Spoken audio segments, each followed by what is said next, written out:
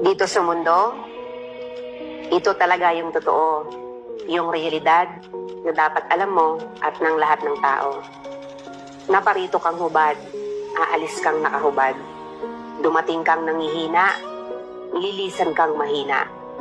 Iniluwal kang walang salapi at mga bagay, maglalaho kang walang salapi at mga bagay. Ang una mong paligo, may naghugas sa iyo. Ang huli mong paligo, may maghuhugas sa iyo. Ito ang buhay, kaya bakit labis ang malisya, ang inggit, ang pagkamuhi, ang galit at pagkamakasarili. Maging mabait sa lahat at gumawa ng kabutihan. May hangganan ng oras natin sa mundo. Huwag sayangin sa walang kabuluhang bagay. Manalangin at higit sa lahat, huwag na huwag nating sasambahin ng pera. Dahil kahit anong dami ng pera mo o ng ari